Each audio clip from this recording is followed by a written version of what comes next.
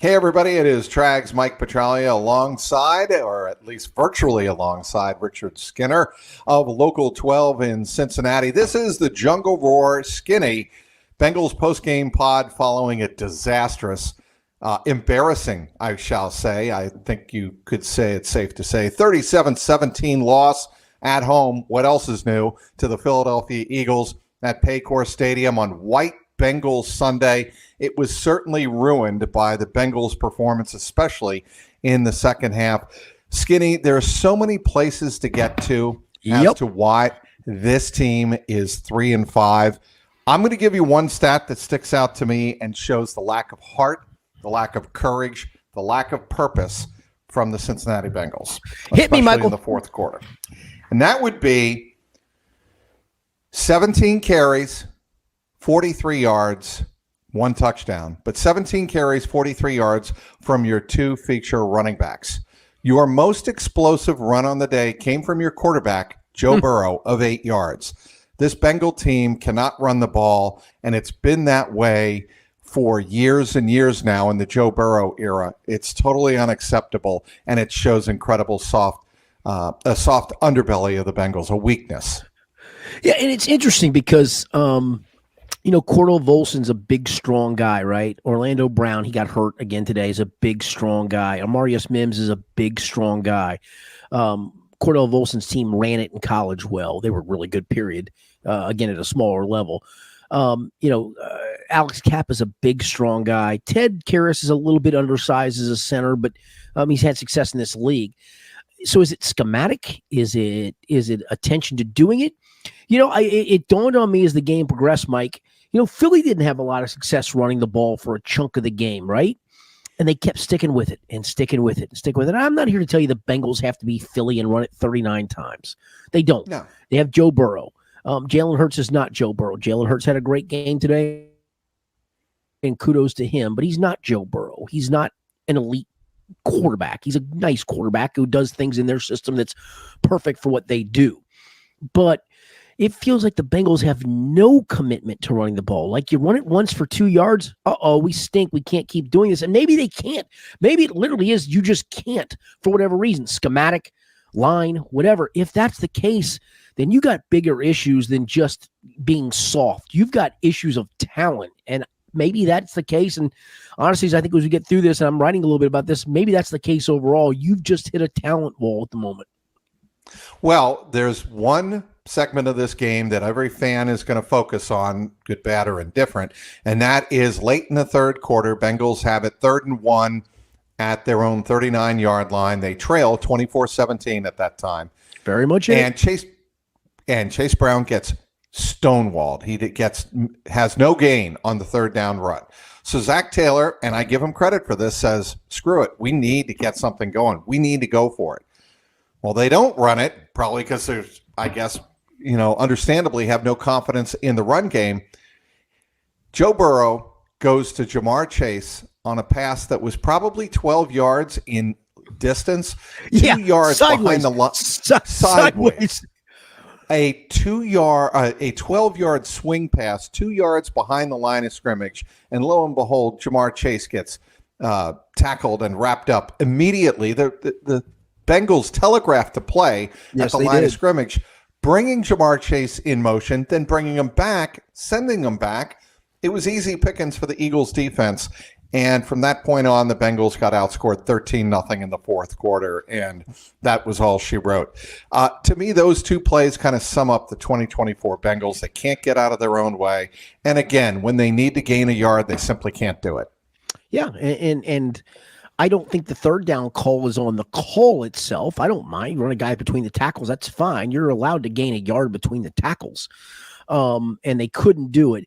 The fourth down decision, to me, I'm 50-50. I can't completely blame Zach Taylor. Part of me says, you know what? I get it. He panicked because they hadn't stopped them. I mean, let's not forget the Eagles had the ball 8 times in this game, Mike, and scored points, not touchdowns, excuse me. Scored points on 7 of those 8 drives. It wasn't. Sounds like the Washington game to me, Skinny. Yes, no, right. At some point, you just have to say, you know what? I got to leave my offense out there because I can't turn this back over to my defense. And here we are.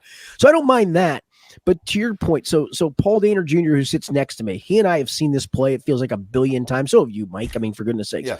And Paul literally, when Jamar went in motion, he goes, "Oh no, it's the swing pass." I said, "Yeah, it sure is."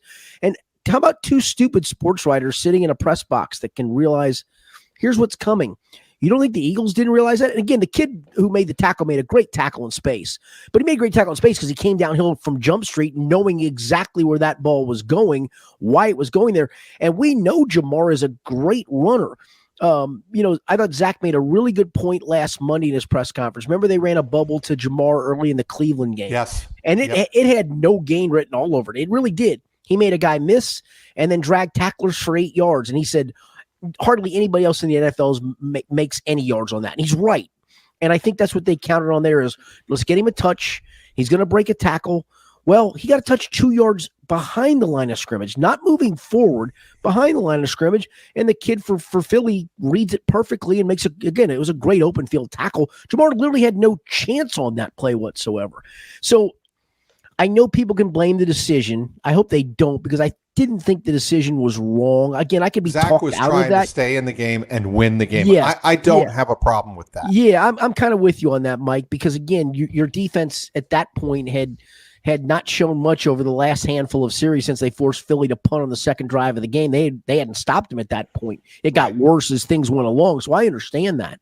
And it's 4th and a yard. I mean, in the NFL anymore, 4th and a yard is a joke. I mean, most teams go for it and make that thing. Hell, Philly gets under center at 4th and 2 and goes, we're going to shove our quarterback forward. And we make it every single time. So I get that part of it. But, boy, it sure did. The worm totally turned at that point. To the defense's credit, for once in the game, it actually held Philly without a first down, held them to a field goal. Then the next series, they try to hit a home run to Jamar down the sideline. It was a great interception by a tip ball, and at that point, that was it. But yeah, that 4th down play was a huge one in the game. After that interception, I watched the exits. The fans filed out of the streamed out of Paycor. They are ticked off, Skinny, and they are deservedly, so they should be, and understandably, they should be ticked off at the way the Bengals have underperformed all season long. They are 0-4 at home, which even Zach Taylor after the game said that's inexcusable, not only for our fans, but our players, which I felt was kind of an interesting odd thing to say. Well, you feel like the coaching staff isn't getting them prepared enough to play at home? I mean, how did you were in there. How did you read that? I read it as just him being frustrated. And I don't think it's a preparation. I really don't think it's a preparation issue. And Mike, I'm writing this I'm 90% done with it.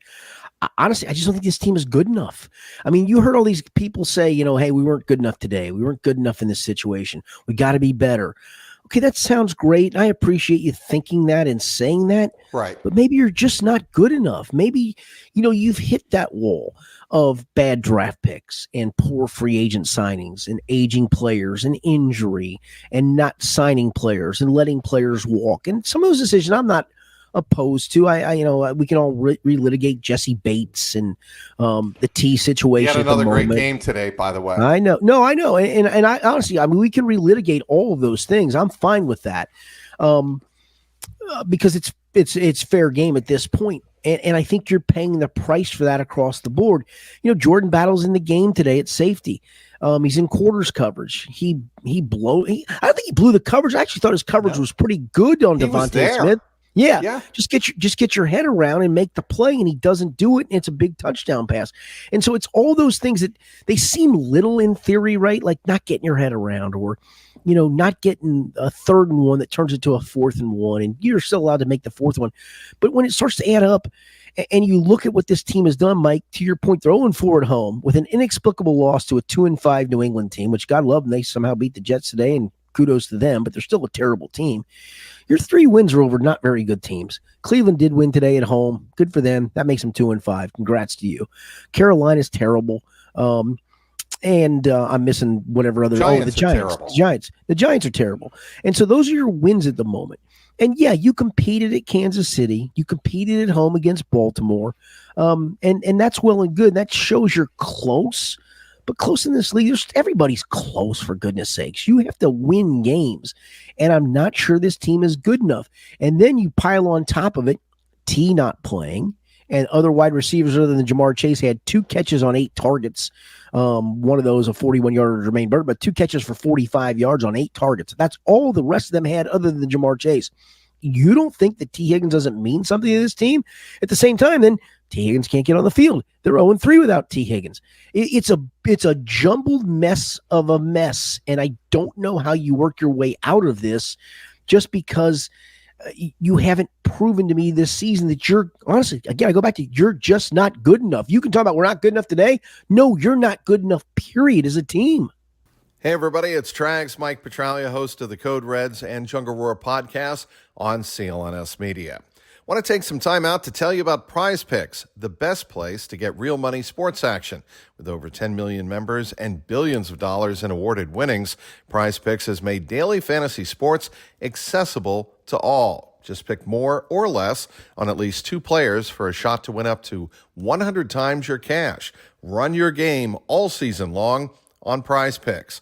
Prize Picks invented the flex play, and that means you can still cash out if your lineup isn't perfect. You can double your money even if one of your picks doesn't hit. Prize Picks puts its members first, so all withdrawals are fast, safe, and secure. When my picks hit, I can get my money in as quickly as 15 minutes.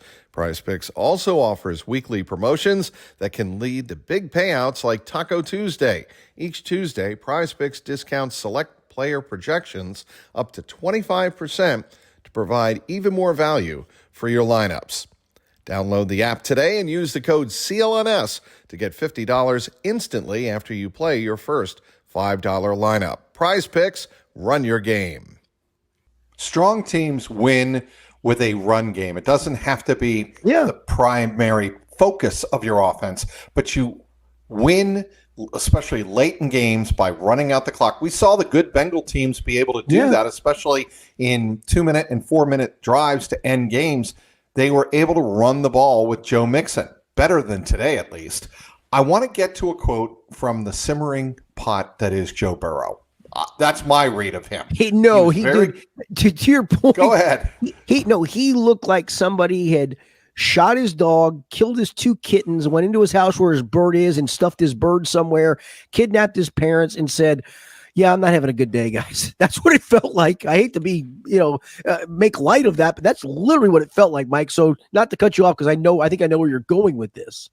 So I think Joe Burrow, we can get to this in a little bit, needs to blow up, and I think he needs to make a he needs to say enough is enough. But great call. Before we get to that, we want to go back to what he said about the run game. After the first game, we ran it well for a couple of weeks in a row there. The last couple of weeks haven't been good enough. When you play good rushers like we have the last several weeks, you've got to keep them off balance and be able to run the ball. If you don't, then they aren't going to be quite as worried about it, and then their edge guys are going to start getting pushed, and the play action isn't going to be as good, so you've got to drop back and make plays, and that's what those kind of teams want, so it's tough when you can't. That is him calling out the run game in no uncertain terms, saying, if we can't run, screw it, we're screwed. We are not going to be the offense we think we can be. So part of me, and I have to, games go by in a blur, right? And we're writing on the run, and sometimes we miss things. So I'm looking forward to seeing this again. The Jake Browning offense last year of getting under center, running the ball, play action passing, bootlegging. I know Joe's strength is going in the gun and looking around and figuring out where he wants to go with it. But it feels like they kind of have abandoned that at times. Was that a Zach issue? Is that a Dan Pitcher issue? I don't think it's a Frank Pollock issue, because Frank's role is really just designing the runs that they want to use. So it's not him saying, hey, let's get under center here. Let's not get under center there. Let's run from the gun here. Let's not run from the gun there. But it feels like they've kind of abandoned that portion of the program. And honestly, I thought that had a shot to be a strength with the 2 tight end looks, and especially today when, again, you knew you were getting no production from that other wide receiver spot, whoever it was, you knew it. So lean into the 2 tight end stuff, lean into play action, lean into running the ball, and they didn't do it. And that's where I just wonder if, there's just a discombobulation of what they're trying to do offensively, and they can't get out of their own way because they have a set way they want to do it because it makes Joe comfortable.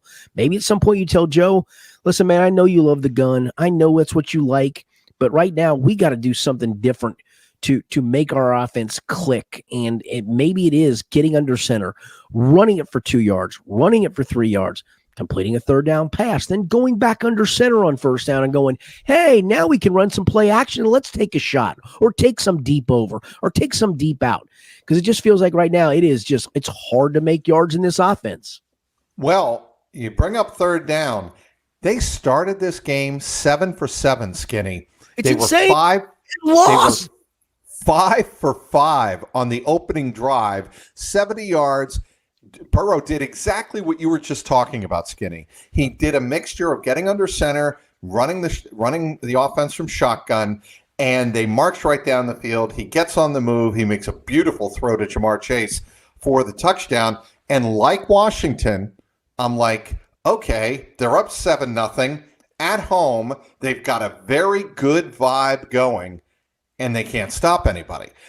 And I just get the sense, and I asked Burrow this after the game, when do you reach a point when the hole that you've dug is too deep to dig out of? And he said, well, we've got 9 games left. 10 games is basically will get you in the playoffs under almost every circumstance. 10 games will get you there. That means we've got to win 7 of 9. That's doable. I don't believe that he believes in his heart of hearts that they're anywhere close to being doable at this point. And it's funny. So I told you I'm about 90% done with my column, and that's going to be kind of close to the end quote where Joe talks about it being doable, and it's going to have to be the question of, is it really? I mean, even if they play well, are they really going to Baltimore and winning? I mean, I guess you can say after today when they lost at Cleveland, and but is it really doable on the road? And you still have to go to the Chargers. They're not dynamic, but they find ways to win. You still have to go to Dallas. You still have to go to Pittsburgh. You still have Pittsburgh at your place. You still have a Denver team that keeps improving. I don't think they're very good. I'd have to look at their schedule to see what who they've played to this point. I know some of it off the top of my head. I don't think they're good. They have a rookie quarterback who's, doing some good things, but they do have a good defense. Are you really going to 7-2? And I know what Joe said was, we've done it before. Yeah, I just don't think this team's good enough to do it again. I just don't. I hope for you Bengals fans that are watching this, I hope I'm wrong. I do. I know you do too, Mike. But after what I've seen through 8 games now, I've seen them beat 3 bad teams in kind of lackluster fashion where I got buffaloed a little bit by thinking, okay, defense is getting better. It's healthy. Yeah, they played crap teams, but they stuck it up their ass, and that's good. But then today you're like, oh, okay, well, here's when they played a semi-real offense, and here's where they really are. Well, you know what, Skinny? Hold on. Yeah. For 2.5 quarters, they were there. They were there. 17. Hey, everybody, it's Trags, Mike Petralia, host of the Jungle Roar podcast on CLNS Media. Well, there's nothing quite like the hype and atmosphere of watching basketball live. Celebrity sightings, the sounds from the court, and of course, the feel of the crowd. Well, now, Game Time has a new feature called Game Time Picks that makes getting tickets to see your favorite teams play live even easier. How does it work? Well, Game Time Picks filters out all of the fluff to show you only incredible deals on great seats, so you don't have to waste time searching through thousands of tickets. And Game Time isn't just for sports. You can use this great app to find tickets for all events, including concerts and shows. And if you're into live basketball, downtown Indianapolis is the place to be in late October. Philadelphia comes to town on October 27th, Joel Embiid and company. Then it's the defending world champion Boston Celtics coming to town on October 30th, just 3 days later, and Game Time is the best way to find the best seats for both of those games. You can use Game Time to find curated deals that make it easier to find the best price on great seats. And how about this? You get seat views before you buy. Download the Game Time app, create an account, and use the code CLNS for $20 off your first purchase. Terms apply. Again, create an account and redeem with the code CLNS for $20 off. Download Game Time today. What time is it? Game time. Let's get to the defense real quick. And Yep. I want to do this segue now because before I forget it, we've ripped on the run game, and we should because they're soft. They are a soft football team on offense, period. End of story. Anybody who's watched them the first 8 games now would agree with that. But on defense, at some point, Lou Anarumo and the defense need to get to the freaking quarterback. And Trey Hendrickson had a horrible day. Oh, my Lord. I just wasn't there. As great a player as he has been, no doubting that, dynamic pass rusher, he did not have a good day, didn't shed the blockers. There was no pressure on Jalen Hurts. Go back and watch the replay on the 47-yard pass to Devontae Smith. There wasn't anybody within 5 yards of Hurts when he let go of the ball. No, I mean, Trey has 7 of the 11 sacks that the defensive line, not the team as a whole, correct, but the defensive line has on the season. And so if you're not getting pressure from him, who else is doing it? It felt like, in the New York and Cleveland games, Sheldon Rankins, B.J. Hill, Sam Hubbard, nowhere to be found today.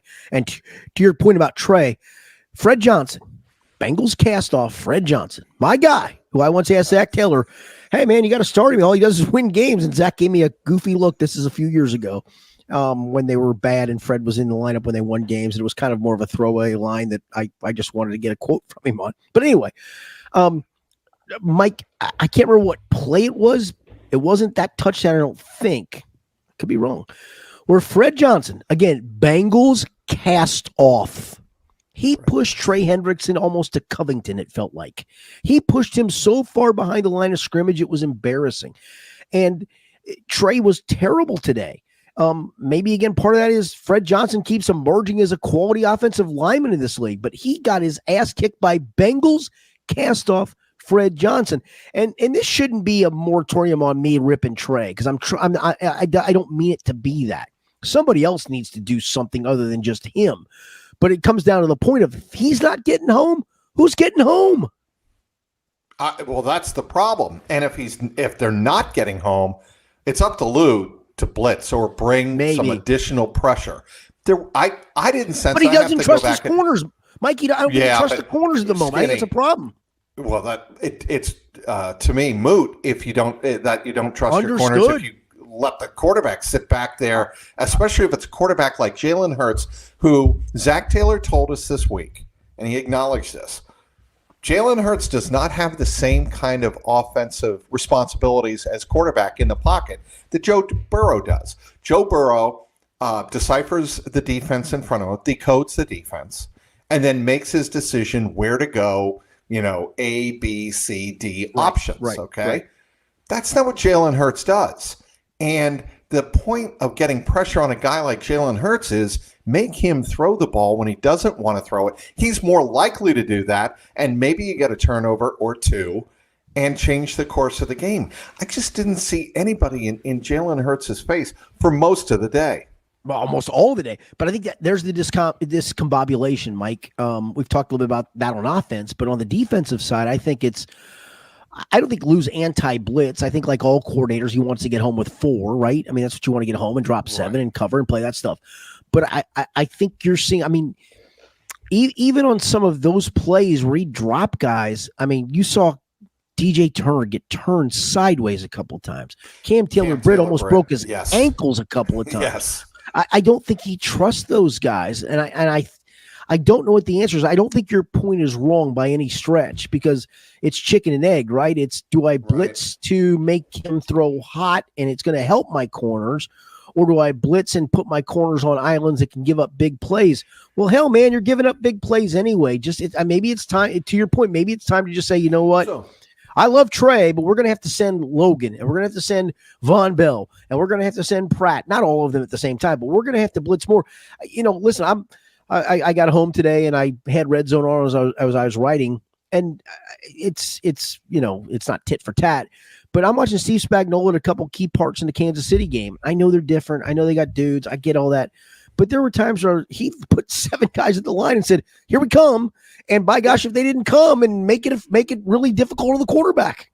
That's what you've got to do, especially when the offense or the Eagles offense has scored against the Bengals defense on 5 straight possessions. Yeah, it's not like what you were doing was working.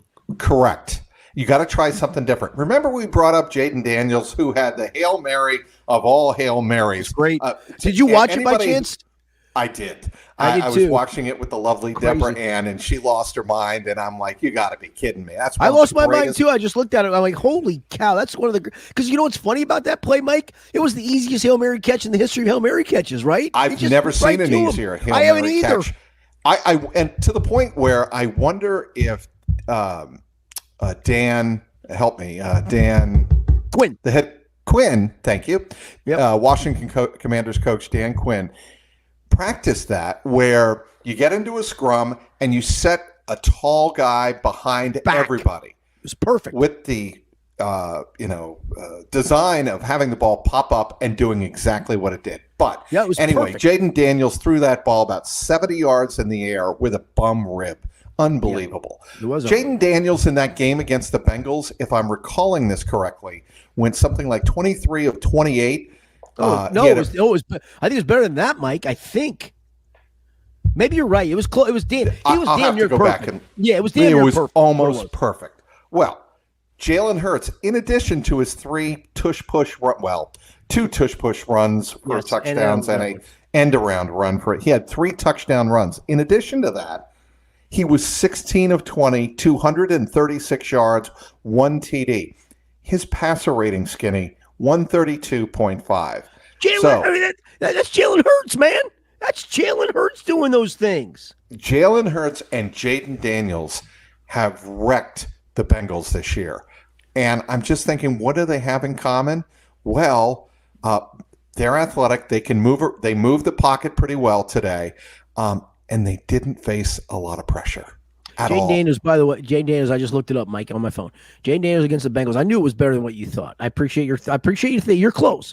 21 of 23, Mike. Oh. So these two quarterbacks, hang on. These two quarterbacks were 37 of 43, man. That's well, it's phenomenal. It's astronomical. grotesque.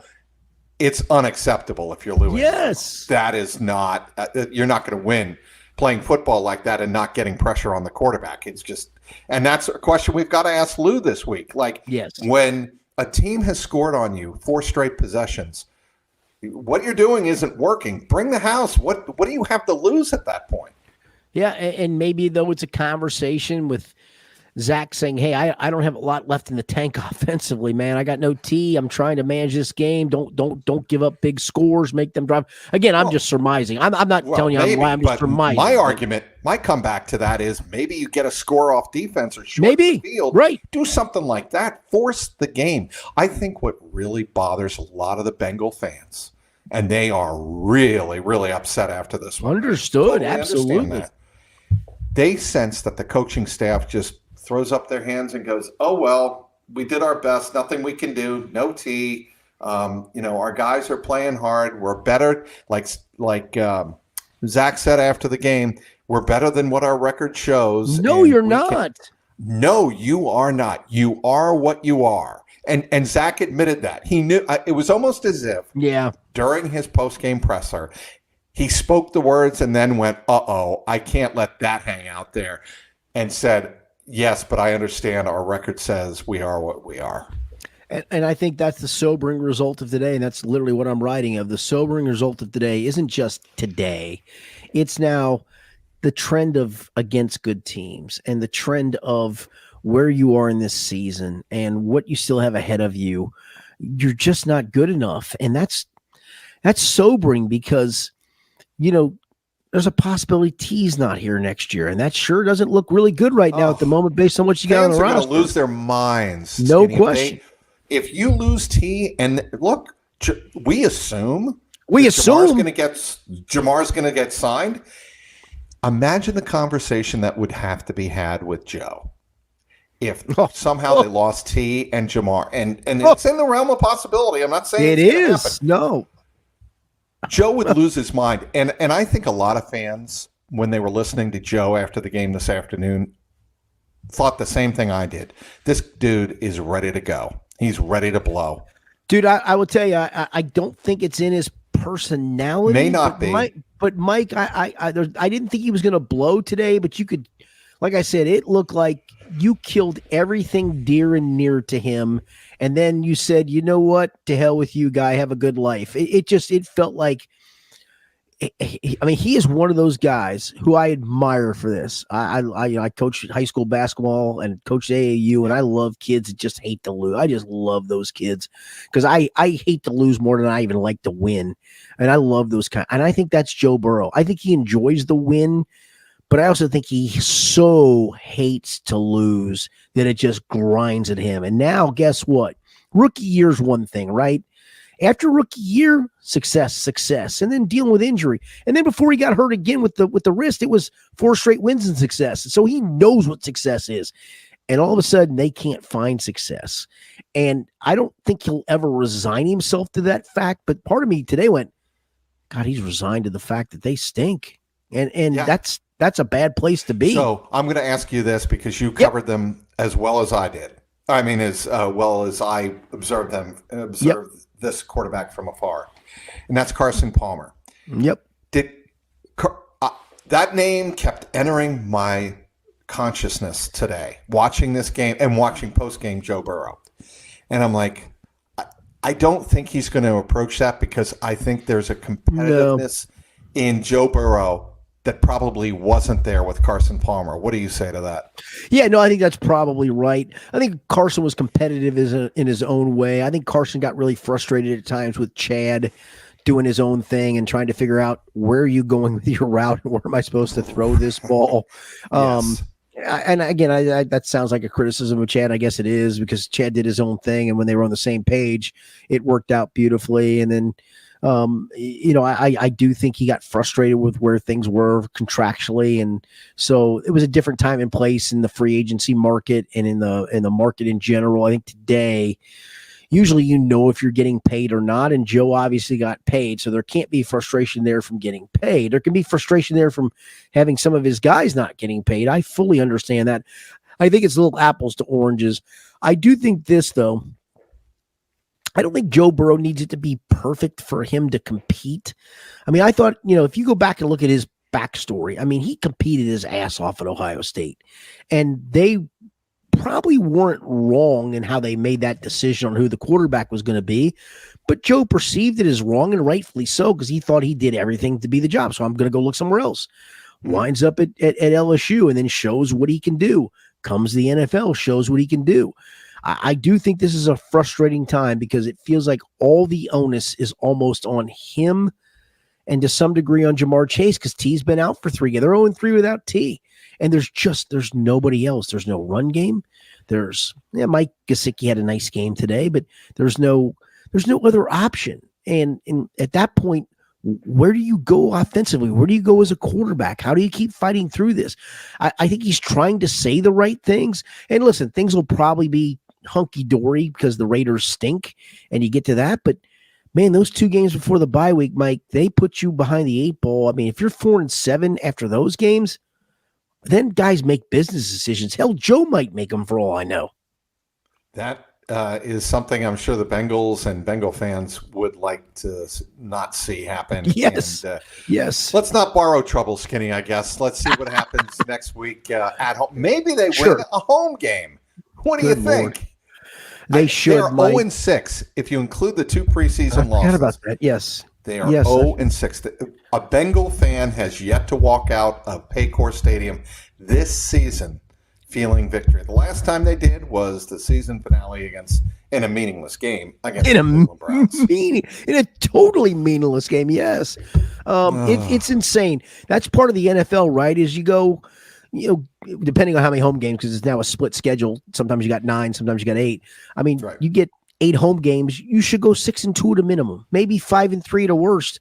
You're already at 4. I mean, you're already at 4 in the negative column. You're already at 4, including a loss to and you would agree with this as a New England Patriots former reporter, against one of the worst teams in the NFL. I know they won today. God love them, all that stuff. They're terrible. You've got a loss to that's the part to all this. Your 3 wins are against terrible teams, and none of them came easy. One of your losses is to a terrible team, and your other 3 losses, or other 4 losses, rather, to good teams, but you lost. And that's where I just go back to, I wish I wasn't there, and I wasn't there going into today. I honestly thought defense is making strides. Offense is doing just enough. Offense has played two good defenses the last couple weeks. They'll come to life. And that first drive today, I went, okay, here we go. It's a good drive. 5 of 5 on third downs. Big drive. They held to a field goal on the response held to a field goal. drive. Yes, like, exactly. Okay, well, this is different than Washington. No question. And here we go. This is going to be a really good win today. And at the end of the day, you go, you're just not good enough. And I don't think that's going to change. As Mike Hilton told us, something's got to change. In 30 seconds, do you know what that is? I don't. And that's the part to me. You know what's got to change is, I hate to do this, is your off seasons have to be better. Your drafts have to be better. Your signings have to be better. Your decision makings have to be better. I hate to do that. I shouldn't be there 8 games into this season. I hope to goodness for Bengals fans that coming out of the bye week, they're like, hey, you idiot. They're sitting now at 7-4 or 6-5. You're a dope. I hope I hope you guys are right. I unfortunately think I'm right. I just don't think this is a very good football team, and I came to that sober realization today. All right, that is what you're working on for Local 12. Anything else, Skinny, that you are working on post-game? Yeah, no, just this podcast, which I completely enjoy, Michael. So thanks for that. We got that. I did a post-game thing on the field with one of our sports anchors. That'll be on Local 12. The game stories up there, too. I know you got all kinds of stuff at your media platforms as well. It's what we do, Mike, on Bengals Sundays or Thursdays or Mondays or whenever the hell they play. Skinny, that makes 2 of us who enjoyed this podcast. It was a rough day for Bengal fans. Yeah. But sometimes we are here to provide that psychological coping therapy. Yeah, even though, on talk shows, you get to call in. You don't get to call into this podcast. Maybe down the road, if the powers that be give us the maneuverability and the technology to handle calls, maybe we can explore that. But we hope that Bengal fans watched this and kind of went along, nodded their head, and thought, yep, Skinny and Trags, you nailed the issues right on the head of what we're thinking. And if we could do that, we did okay. No, I was just saying, I'm going to guess the pitchforks, though, are out for everybody, hopefully other than us, because I can see where this is going. I will tell you, back in the day, my radio partner, Tom Gamble, and I used to host the Bengals Postgame talk show. Yep. And it was a year where Scott Mitchell of the Detroit Lions threw an interception overtime to Corey Sawyer for an interception. And that was a terrible Bengals team. You could see it from Jump Street, but that, I think, made them 1-1 at the time. And I made every caller that called in say, thank you, Scott Mitchell. And most people got so mad at me, like, screw you, you're an idiot. They won the game. I'm like, they ain't winning many more, guys. You better thank Scott Mitchell while you can. So there was one other thing that Scott Mitchell did that will earn him ignominy for all times. He spiked himself. Oh, spiked himself. Absolutely. Yeah, I'm so sorry. Yes, absolutely. How could you ever mention Scott Mitchell and forget that? Now, that was in Bengals stripes. Yes. Yes, it was. All right, we got to wrap it up here. Skinny, you're awesome. Be sure to check out Skinny's stuff on the X at Local Skinny. I'm sorry, at Local 12 Skinny. Got it. I got it right?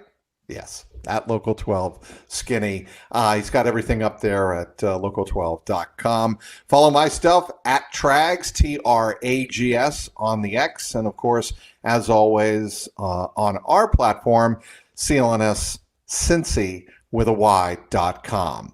Now, finally, again, it was the Bengals losing to the Eagles. First time ever that Philadelphia came to Cincinnati and got a win, 37-17. Until next week, he's Richard Skinner. I'm Mike Petralia. Thanks for watching.